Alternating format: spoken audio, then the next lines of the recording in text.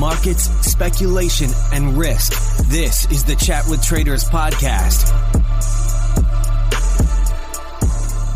This is episode 250, and I'm Ian, host of Chat with Traders. And I'm Tessa, Ian's co-host.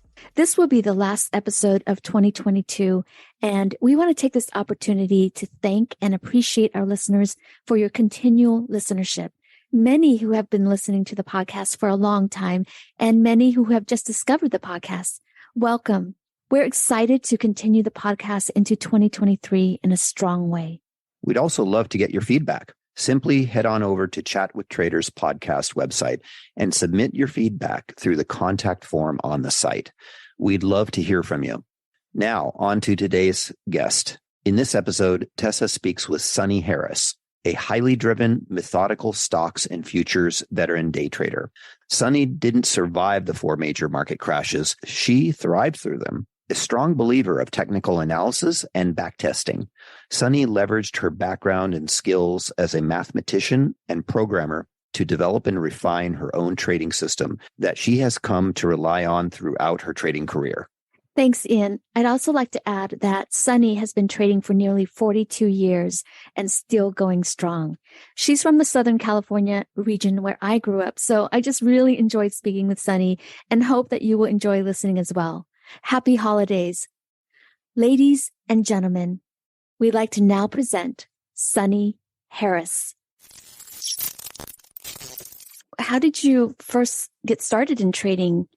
Well, that's interesting. I first started programming at Lockheed and moved into the systems programming group. And I loved to manipulate the zeros and the ones in the assembler language and all that sort of thing, working on the operating system of the computers. And I got offered an opportunity to move. I was in San Jose at the time. And I got an opportunity to move down to San Diego and join a company that was a tiny little company of three guys. And they wanted me to turn it into a business. So I worked with them and we did machine and device independent computer graphics. So I did that for 8 years. And then I decided to sell out my part of the business and retire. So when I was 30, I retired and I got a sizable amount of money. And I did what I thought was the smart thing. I gave it to investors, to money managers to manage for me. And they lost $75,000 in 3 weeks. And I thought, well, I can do that poorly on my own. I'll take it back. And I started learning to invest and trade on my own. You mentioned that you've been trading for 41 years. Yeah, 42 in January. You know, Sunny, I think you beat all the guests that have been on the show so far in terms of trading experience. Well, Larry Williams, who was on my podcast a few weeks ago, has 50 years. So he beats me. Wow. And when you first started trading, what was the trading background? Was it trading on the floor or a retail trader? I just decided I needed to invest my own money, manage my own money. Mm-hmm. And I started out by trading stocks. And did that, long term, 3 months, 6 months time horizon, and was just turning profits in stocks. And I loved it so much that I decided to start learning to trade shorter term. So I started observing the S&P 500, which was new at the time. And I started watching that and watching the charts, and I got a good feel for it. So that I started trading I was actually trading 15-minute charts at the time. It wasn't really short term. It was just sort of short term, more short term than stocks by all means. You said that you loved it so much. What is it about stock trading that you loved so much when you first started? Well, I have a background also besides math in photography, and I'm very visual. Besides being very left brain mathematician, I'm also very visual. And if you know how to frame a shot right, you're looking at the configuration and the patterns. And in stock charts, you can see the patterns and recognize what's going to happen and hopefully predict the future a little bit. So I was just drawn to it because of the graphics, really. Do you think that your background in as a mathematician and programmer really gave you an advantage maybe in some way with trading stocks? Did it help? Yeah, I think so. I definitely think so. The most important part, you don't need a PhD in mathematics to do this, but the most important part is that you do need to be logical. Mm. So there's a lot of if then in trading. If this happens, then I will buy. If that happens, then I will sell. So that's programming, if then. And I just brought that into it. Right. In your earlier trading, did you find the support that you needed? How did you find support because I would imagine a lot of traders, they start out with not knowing many other traders, and it was, it would be a kind of a lonely journey. How did you find your support, if you had any, when you started?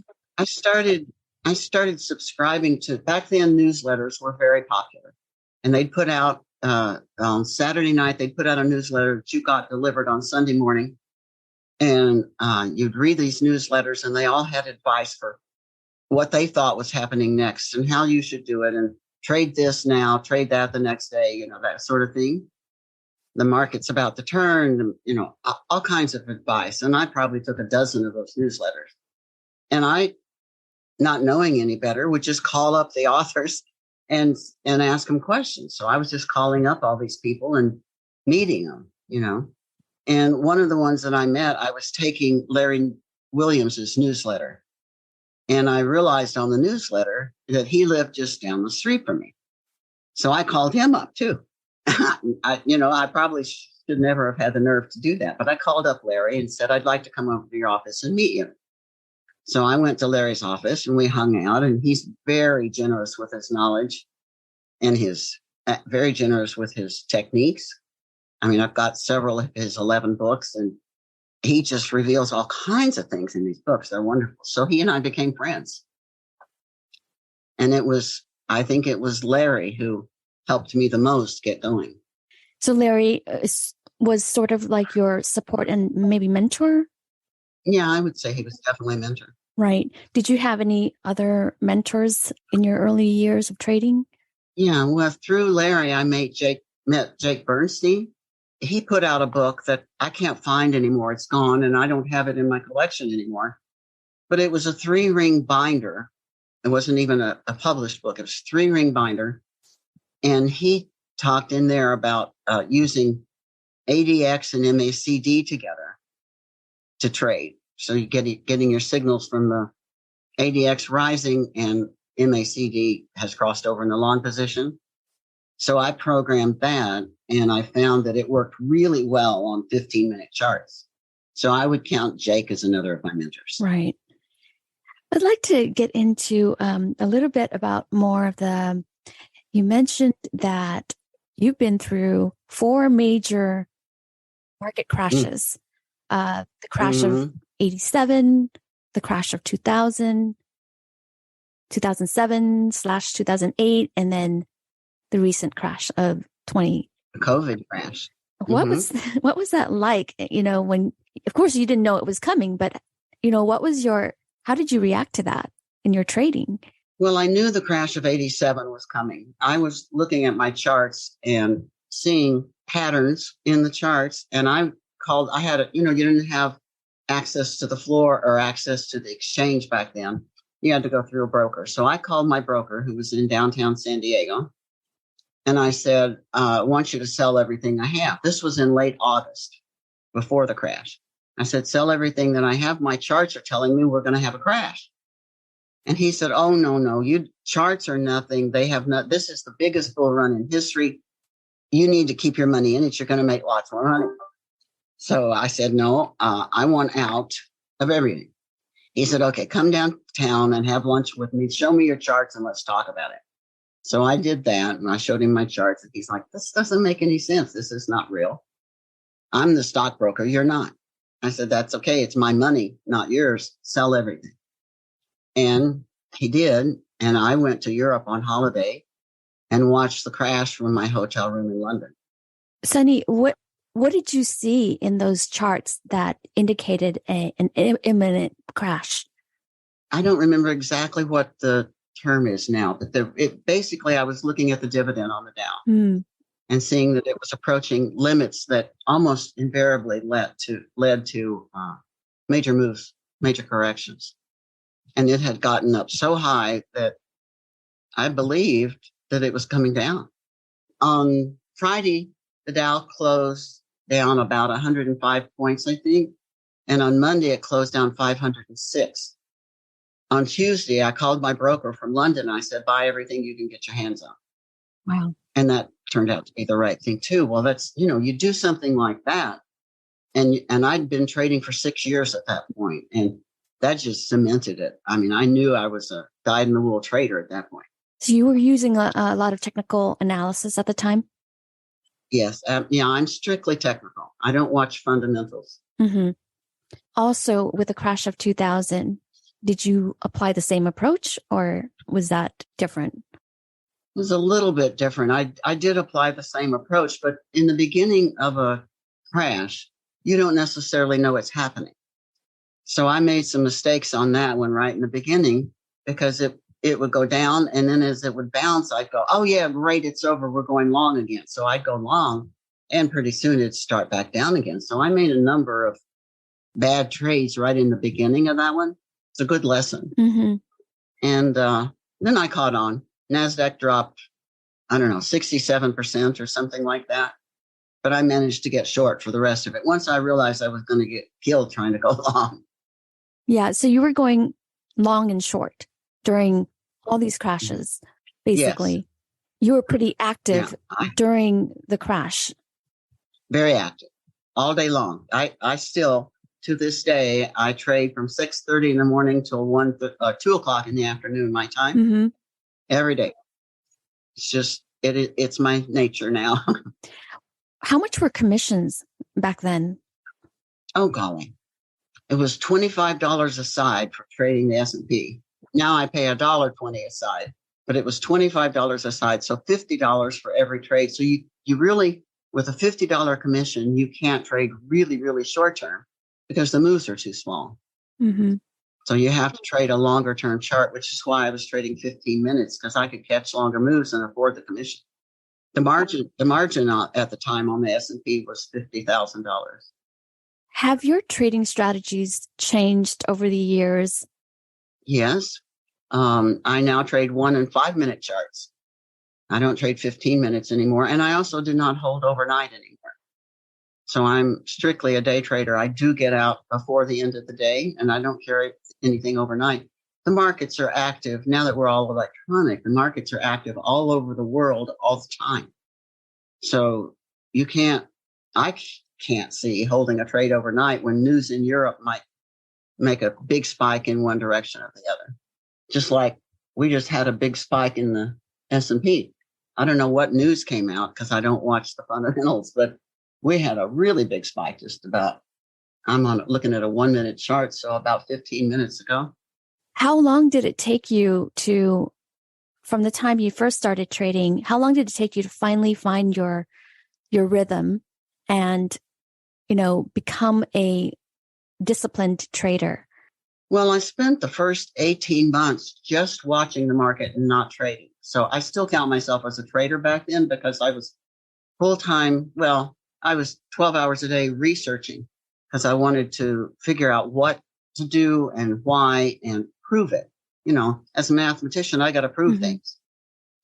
So I was testing, and I have 8 banker's boxes of my original research from that time because I would keep notes and I would keep spreadsheets and I would print them all out. And, I tested everything. I tested every technical analysis indicator known at the time to see if there was anything that worked. And the thing that worked back then really was that ADX with MACD combination. And, I eventually got away from that because I realized a lot of things, one of which is moving averages produce a lot of whipsaw. So using my math background, I programmed some original math that creates a moving average I call my dynamic moving average. And I call it that because it dynamically allocates its inputs with every tick of the market. So, you might have a standard moving average would be 9 and 18, 9 for the short-term moving average and 18 for the long-term. That's the default. So what I did is create something that calculates its own inputs based on the speed of the market. So that's my dynamic moving average. And that's what I've been, that and an extension of it called Sunny Bands. That's what I've been trading with ever since. Mm-hmm. So about 35 years, I've been trading with Sunny Bands in my DMA. At what point did you switch to day trading and why? After the crash of 87, I decided it was more profitable to do short-term trades and day trading than it was to just be buying and selling stocks. I mean, I had plenty of money to buy lots of shares of stocks, but I realized that the short-term thing, and especially trading futures, the S&P, it's the most liquid contract in the world. You can, I always say, don't buy something you can't sell. Mm-hmm. Don't buy a lumber contract because you're going to have a hard time getting out of it. So I started with the S&P because it was the most liquid and it was easy to trade. And I just switched probably right after the crash of 87, switched to intraday trading. Mm-hmm. And you're still doing that today? Still doing it. And how much time do you spend on programming, or did you spend on programming versus looking at the stocks? Well, I did both at the same time. So, I mean, I like to work. It's my thing. So I work 12 hours a day. The market's open 6.5. I've spent 6.5 watching charts and 5.5 programming. So I do a lot of things at once. Yeah. I read somewhere or heard somewhere, probably on your podcast or your website, but your passion is also, besides trading, you also like to teach people how to trade. I love to teach. I do love to teach, and I like to make good traders out of people who are losing money. So my passion really is in helping people become good traders. And I actually meant to ask this earlier in your background, but when you first started trading, you were one of the few women out there trading. Yeah. And so how was that? How was that like? I've never noticed it because when I went to school, in college, there were all men in my classes. There was one woman mathematician. And at Lockheed, it was all men. And I don't notice it. That's my universe. But I had a couple of floor traders on the floor in the S&P pit. And I would call and I'd say, "Hi, this is Sonny Harris, account number such and such. Please buy 1 SPZ at the market." And they'd say, after a couple of times of that, they said to me, "You don't need to say all that. Just say, it's Sonny, buy. If you meet the front month, just say buy." I'm like, "Okay, why?" And he said, "Because you're the only woman that calls the floor." So I didn't have to identify myself. There wasn't anybody else. Mm-hmm. Yeah. I also want to know, do you feel that there's a difference between the way women trade, possibly the way they approach the market versus men? That's a good question. I think women tend to be more meticulous and more willing to do the testing, whereas men seem to be a little more adventuresome and want to just dive in there and start doing it. And the women sort of stand back and think, "I need to analyze this first before I get into it." Does that have something to do with, possibly, I could be wrong, but maybe women sometimes tend to be more risk adverse? And Mm-hmm. Oh yeah, I'm not risk adverse at all, so I don't fit in that category. I love to take risks, but yeah, I'm a scuba diver. I'd love to do things that are challenging. I mean, I learned to scuba dive because I was afraid of the ocean. So I'm like, okay, let's just get over that. Let's go under there and see what's there. But I think a lot of women are more risk adverse, and they're more logical about their approach, I think. It's not true for everyone, right, of course, but there still aren't many women traders, though. I think also, Tessa, that part of the reason is because as girls in grade school, we're taught basically that the sciences and the engineering and the math are for the men, for the boys to learn, not necessarily. You need to learn homemaking and sociology and, all kinds of, quote, women's things, You're not encouraged as a young girl to go into math or physics or engineering. And if more girls were encouraged, there'd be more women traders. That's a good point. We'd like to move into maybe one or two of your most favorite current trading strategy that you're using today. If you don't mind, maybe just share with us what you're doing today and how you do it. I'd be happy to share it. It's really simple. I use my Sunny Bands indicator, which is based on my dynamic moving average. And I've got one in front of me right now that's on a 1 minute chart, and I'm watching the market. And I've been long since about 8:15 this morning. So I got this nice little pop up, whatever that was about.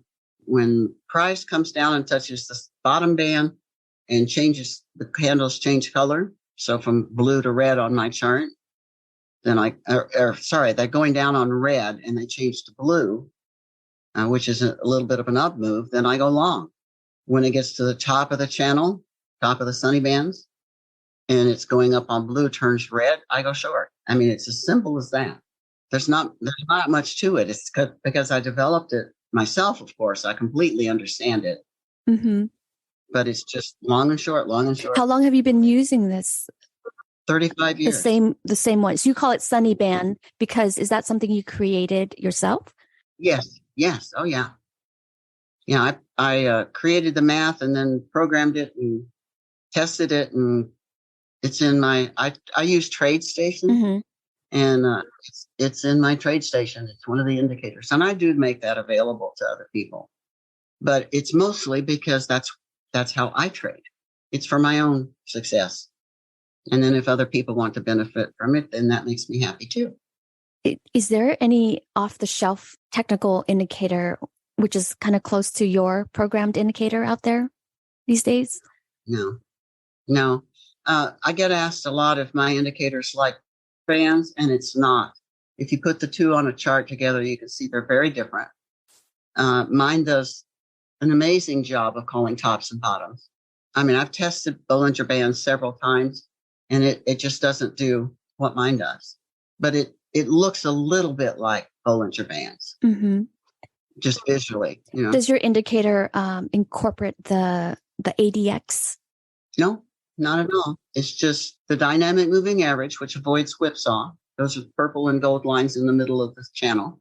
And then two bands on either side formed with average two ranges from the DMA. And that's all. I mean, I don't use any other indicators. Sometimes I'll put volume on a chart, but I don't really even use volume very much. Mm-hmm. And what is the time frame on your trading?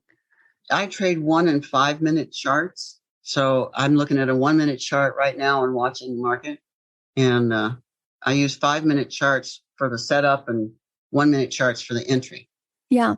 As we mentioned earlier, that you are heavily a technical analysis based trader. Right. And I know that different people have different ways to trade. And, there are people who don't believe in using technical analysis, and they're still able to do well as well, do well in their trading. Why is it that some people don't use it at all, technical analysis, and some people do, but they believe strongly that they can still get there in the same way? Yeah. Well, there's nothing wrong with that. I mean, we need all kinds of opinions to make a market. If we all agreed on what we thought it was going to do, it wouldn't do it. And I've found over the years, I've taught thousands of people to trade, and I haven't found any one of those people I've taught who has the same idea of how the market works as any other one. They all have a different outlook to it. Some are fundamental, and if that works for them, that's phenomenal. Some are technical, and if that works for them, and it wouldn't work for the guy who's fundamental, he wouldn't want that technical stuff. So it's, and the broker I told you about who said, no, this is the biggest bull run in history, he was looking at fundamentals. Mm-hmm. And it also depends on the personality of the trader. Yes, how important is that to know your personality, how you like to trade, and finding the right way to trade based on your personality? I think it's very important. To thine own self be true. Find out what works for you, and test it. Check out whether it works or not, and then and then my advice is trade it methodically. Mm-hmm. Just do what the system says. If you haven't tested it enough, you won't be confident in it. But if you've tested and proven it, then follow it religiously. Right. And you did mention that you trade everything except for options, right? Options. Yeah, I do not trade options. Yeah. I had lunch with Larry Williams one day, and we were talking along about stuff. And he said, "Tell me something, Sonny. You're a mathematician. You figured out how to trade options, haven't you?" And I said, "No, absolutely not." Order filled. Oh, do you hear that? That's my automated strategy. Awesome. Taking a trade. It just went short. So I said, "No, I haven't figured out options." He said, "All I can do is lose money with options." I said, "That's all I know how to do too. And that's not my goal here. So I quit trading options." He said, "Well, you've done the math with all the Greeks, haven't you?" And I said, "Yes, I've done that. And that's not a problem. I've programmed the whole thing. But you could call the trend of the market perfectly and lose money on options." So that's why I don't trade options. I'm not into losing money. I find that very interesting, just like, Larry mentioned, because, with your background, you would think that, you would like to trade options better than other people with different backgrounds. It's very interesting because I am probably the least logical trader out there, but I cannot trade anything else but options. Is that that's funny? funny. See? Well, and that's just back to my premise, know yourself and know what you can do and then do it really well. Right. Larry said another thing in my podcast that I thought was very interesting. He said, find out what you're really good at and then become passionate about it. Instead of the other way around, follow your passion. He said, no. Find out what you're really good at and become passionate about it. I think that's sage advice. Is that what you did? Probably, yeah. Probably so. Because when I first started trading, I just had a knack for it. And I was good at it. So it just became my passion and my overall efforts. I mean, everything I do is about trading one way or another now. Back on the options question real quick, only because I'm a little bit biased because I trade options, but what is it about options which makes it difficult to figure out, you think? For me or for other people? For you and for other people in general. Yeah. I think a lot of people can figure it out because I've talked to a lot of traders who do trade options and they're like, "Oh, Sonny, it's easy. You do this, and this." Well, that's too many things to think about. All I have to think about with the E-mini is up or down. I've got to figure out where it's going next. And so it's easy. And because it's easy, which is the same reason I majored in mathematics in the first place. I took my first calculus class in my freshman year of college, and I found out that it was really easy for me. And I said to a friend, if I get an A in this class, I'm going to major in math. This is just so much fun. And I got an A+, and the rest is history. So because it was so easy, it just made sense to do it. And of course, that became my passion, that and programming. For other people who trade options, it's just easy for them. They just see the answers. They feel it. I look at the market. I'm trying to figure out where the trend is. And I think options should follow the trend. Another order field. Yeah, another order. Sorry about that. No worries. I just think you do what you gravitate toward. And if you gravitate towards options and you understand them, more power to you. Yes. And so, we talked a little bit about your strategy and you use Sunny Bands, same indicator you've been using for 35 years. And what is your typical routine? Like this will help new traders kind of to listen from someone who's been trading for long. What is your typical routine when you get ready, before you start trading, and then you get ready to trade, and then you're trading, and then what's your end of day routine? Do you mind kind of walking us through your typical day? No, sure. Well, I get up at 5 o'clock in the morning, 4:45, and race down to my office, which is downstairs. and see what the night market has been doing, because it kind of seems like the first thing in the morning at the open, the market goes opposite of whatever the night market was doing. So it did. Night market was going down.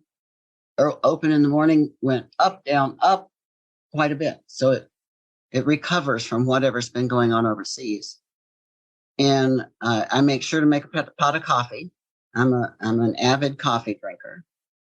And then I sit down and start trading. And I trade for 6.5 hours. Sometimes I will, just like you heard my automated strategies trading right now. If I have a podcast like this, or I have a student that I work with, I like to work with them during market hours. So I let the automated strategy trade while I work on something else. When it stops at the end of the day, I print out my charts. Every day I print out my charts. And every day I analyze, what did the market do? What did I think it was going to do? And what did it actually do? And what can I learn from looking at this chart? So I do that. And then after I'm through analyzing my charts, I write the book that I'm working on. So I spend half the day trading and the other half the day authoring, if you will. Yeah. So my book is now 1,700 pages. Wow. And it's not quite done. We'll get into the books that you write in a minute. But for your process, do you have like a business plan or a trading plan? Do you use a trading plan every morning? I used to have a trading plan, which was basically the rules of my Sunny Bands written down. And I would keep them tacked to the wall above my computer screen. And, I'd follow those rules religiously. The times that I've lost money have been because I haven't been following the rules. So I used to have that. But, after 42 years, you get pretty good without having it in front of you. So I don't have one anymore, although I started out with one, and I advise everybody to have a trading plan and a business plan, because this is a business after all. This is not a game. Mm-hmm. That's a very good point. So you started out with a plan, but over time, it became such a habit, I'm guessing, that you don't need that plan anymore because it's so ingrained in you, right? That's exactly right. Right. Well, what about trading journals? I see that a little bit differently than trading plan. A journal is more reflective, I guess, of what happened. Are you keeping that today? Well, of course, I write indicators for everything. Anything I need in my own trading, I'll program it. And I have an indicator that allows me to keep notes in the indicator itself. So I can type in, for every trade, I can type in what it was that I was looking at, what I thought was happening, and why. So I do keep a journal of sorts, but it's on my computer. As you mentioned, treating trading like a business, because it is a business, is really important. And I think that's where maybe a lot of traders get stuck in, that they're not in that mindset yet, and starting out from the beginning of seeing it as a business, not a hobby. Yeah. Well, it is a business, and you have to take into account the business expenses. You've got to pay for your computer. You have to pay for your software. You have to pay for whatever space you're working in, unless it's your dining room or something. Commissions. I count losses as a business expense because that's a cost to doing business, right? So you have to take all these things into account. The data that you have to pay for, I pay a couple $100 a month for data. Yeah, all that comes into it, and you need to have that all in a spreadsheet in front of you so you can know. And I've got an indicator I call it potential hourly wage, and it measures the amount of money that it's possible to make off the chart that it's on. I look at my PHW and I say, will this not only cover my business expenses, but will I make profit for it? And how many dollars per hour am I going to make? If you can't make more than $15 an hour, you ought to be working at McDonald's. So in your, so just backing up a little bit, are you looking for specific risk reward ratios when you're looking for positions to put on? How do you look for opportunities, basically? Well, that's back to being really simple to do. All I do is follow my sunny bands. Buy at the bottom and sell at the top. And I don't look at risk reward. I look how far apart the two bands are, because I know that since it goes from the bottom band to the top band, if there's enough room there, then there's money to be made. If the distance between the bands is only $1, I'm not interested in taking $1. But if the difference between the bands is $50 or $100, then that's my potential reward. And so I take the trade. What is your basic risk management strategy? Or how do you apply risk management and includes position sizing as well? I don't do that. You don't need to do that. Life is simple. Life is simple. No, I don't worry about, I trade 5 contracts of the S&P at all times. I don't scale out I don't take contracts off and scale out. I keep them all on and close the trade when it hits the other band. So I'm not doing risk management because it's pretty clear from the chart just exactly what I need to do. And my stops are at the other band. So, the other band is where I'm wrong. So if it goes there and I was long and it goes down to the other band, clearly I'm wrong. I have to get out. Right. Would you say that your strategy is very systematic then? Extremely, yes. And I as you heard, I do have it programmed, so it'll run itself. Mm-hmm. But it's all systematic. Where it takes kind of the guessing, most of the guessing out of the trades. Is that? Mm-hmm. Yeah, I'd say there's no guessing. Right. Because it's all part of your process, part of your system. Mm-hmm. I see. Yeah, it's just part of what I know to do after 35 years of trading this one indicator. And so no matter what type of market that we're in, do you feel like the same strategy that you're using can work? Yeah, and it does. It's worked through those crashes that we talked about. It's worked through the great bull markets that we've had. It just, and remember, it's very short term. So if I'm trading a 1 or a 5 minute chart, it doesn't really matter what type of market we're in. If we're in a bear market and the market's going up on a 1 minute basis, then that's a little bitty bull market right there. And it's today. It's not what's going to happen in the next several weeks. It's today. Mm-hmm. Tell us a little bit more about your testing methodologies, how you develop your testing methodologies so that you can, make this systematic. Okay. In my book, Trading 102, I outline everything that I do. It's basically a matter of running tests, and for me, it's always in TradeStation.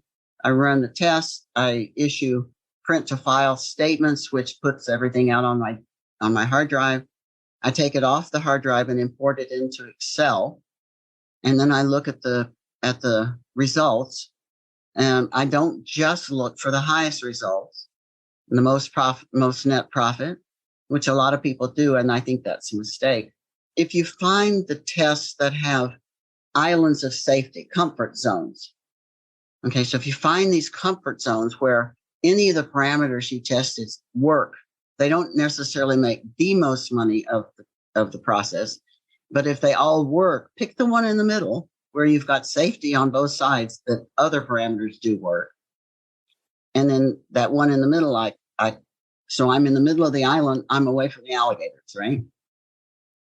And it's that testing process that I still use to this day, and especially for clients. I do it since I've got mine tested and I know that it works after 35 years, I'm confident. When a client will come to me and say, I need to have something tested, then that's the process I go through. And it can be very tedious, which is why a lot of people don't do it. Right. I had an idea when I first started trading. I watched the market and I thought, well, this is interesting. If it closes down on Friday, it seems to open up on Monday. So I'm looking through the market and I see three days in a row. I see that's true. Goes down on Friday, opens up on Monday. So I'm like, well, this is fantastic. I have a system. First 3 trades I made were losers. It didn't work.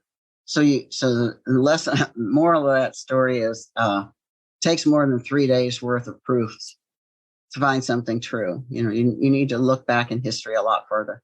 And I didn't know that yet. Now I'd like to turn to mindset and trading psychology. And what keeps you in the game and what keeps you going, Sonny? I don't know. I forgot to say, when I come downstairs every morning, I pray before I start trading. That helps me with my mindset. I adjust my shoulders and adjust my arms and relax. I used to get really stressed trading. I don't get stressed anymore doing it. But I think it's important to be calm. It's important to know what your system is. If you're new at it and you need to repeat it every single day to yourself, say it out loud, and then say, "Oh, I'm so sorry." No worries. Then you can say, "I am a system follower. I am a system follower." So reaffirm it. Affirmations, right? I follow my system. And if you do anything that's not within the rules of your system, then that's called discretionary trading. And typically that'll be a money loser. What were your biggest struggles and hurdles, and how did you overcome them? Well, I haven't had any really big hurdles. I'm a very self-directed overachiever. So I don't see hurdles. I just see challenges. This is something to be overcome. And if you work at it hard enough, you can figure it out. Mm-hmm. Google helps a lot. If you find something that you want to know to get better at something, it's on Google somewhere.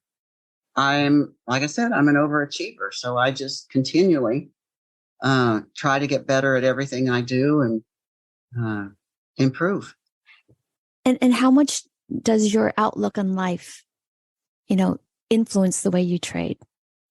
Oh, I'm sure it's in almost everything. Mm-hmm. Yeah. I don't deal in negativity. I don't have regrets. I don't worry about what's coming or what was before, because all you have is now. So I'm very much in the now. Mm-hmm. Yeah, that's important. And do you believe that trading is a constant practice and learning? Mm-hmm. Oh yeah. And I learn things from the market every day, and I see things happen and I think, oh, I should program that into the system because that seems to be true. But then of course I go back to ground zero and start testing it. I don't ever implement something and think, this is going to work. No, I go back to the testing, do the nose to the grindstone thing. Mm-hmm. And while striving towards your trading goals and achieving all these great things, upon reflection, did you feel like maybe you were making any sacrifices in other parts of your life?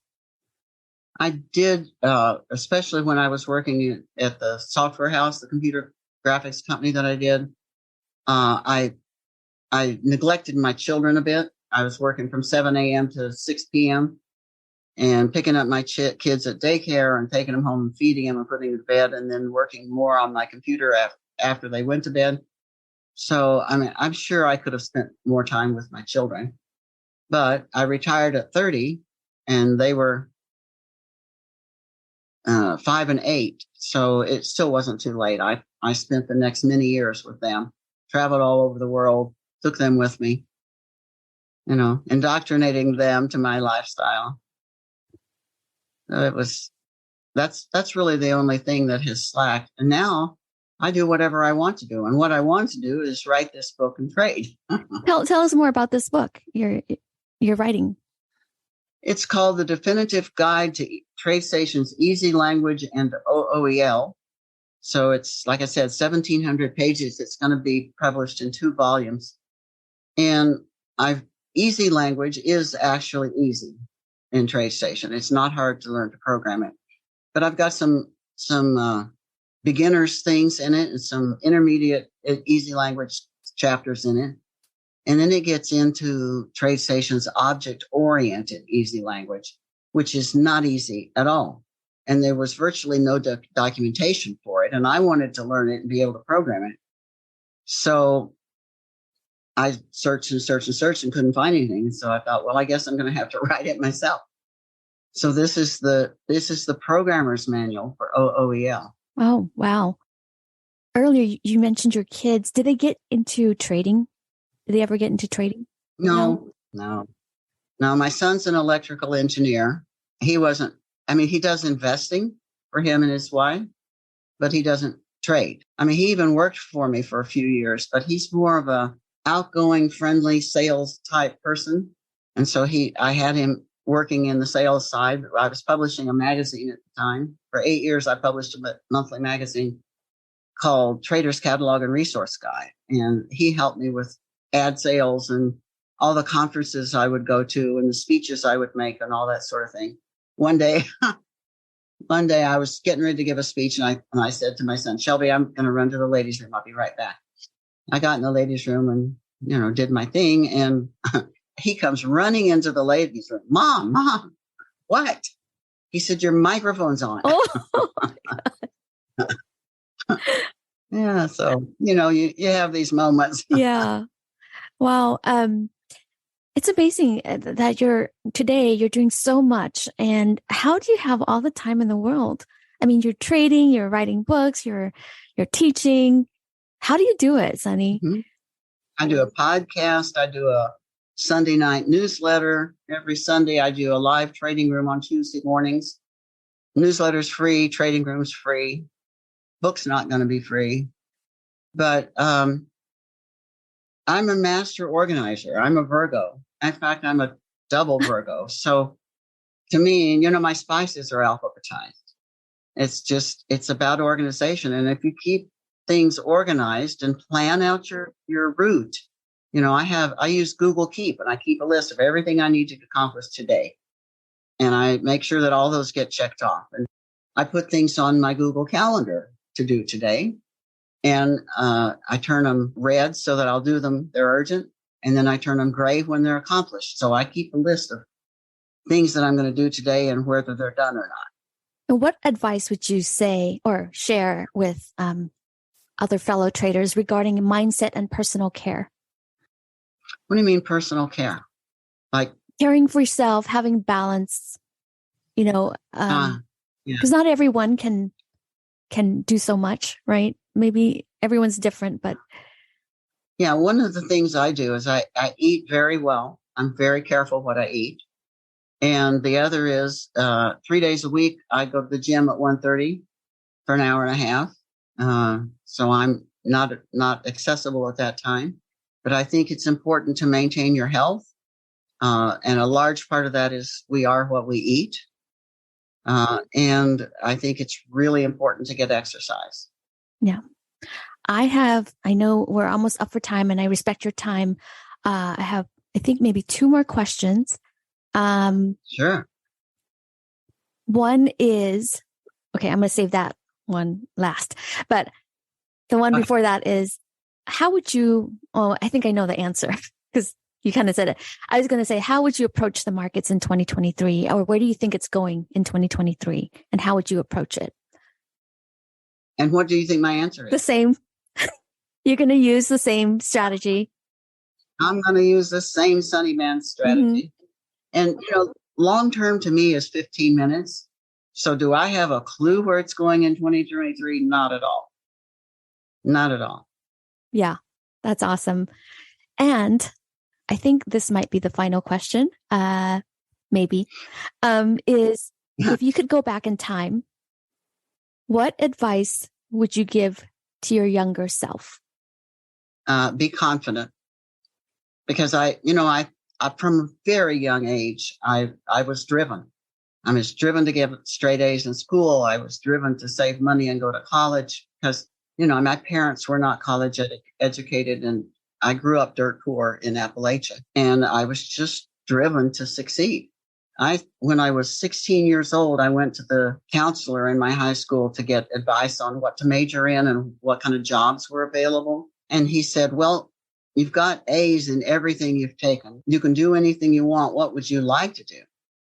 And I said, I want to do the job. I want to get the degree that I can get the fastest to make the most money. And that was math for me. I did my first degree in 3 years. He also said, well, what do you want to be when you grow up? And I said, rich and eccentric. And I think I've achieved it. Wow. Thank you so much for sharing all this, Sunny. And it's been a really great honor to have you on the show. Thank you so much. And if listeners want to ask you questions and get in touch with you, how is the best way for them to get in touch with you? Best way is to give me a call. My phone number is 760-908-3070. And I'm accessible except when I'm at the gym. I even answered at the gym. I just tell you I'll call you back. But so you can give me a call. I'm in California. So respect the 6 a.m. time frame. And the other way, of course, is through my website. My email is Sunny, SUNNY, @moneymentor.com.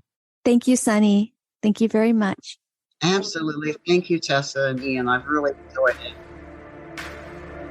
You've reached the end of this episode of Chat with Traders, but rest assured there are more episodes loaded with real market insight and zero hype on the way soon. So to stay updated with each great new release, subscribe to the podcast in iTunes, and we'd love it if you'd leave a rating and review. We'll catch you next time on Chat with Traders.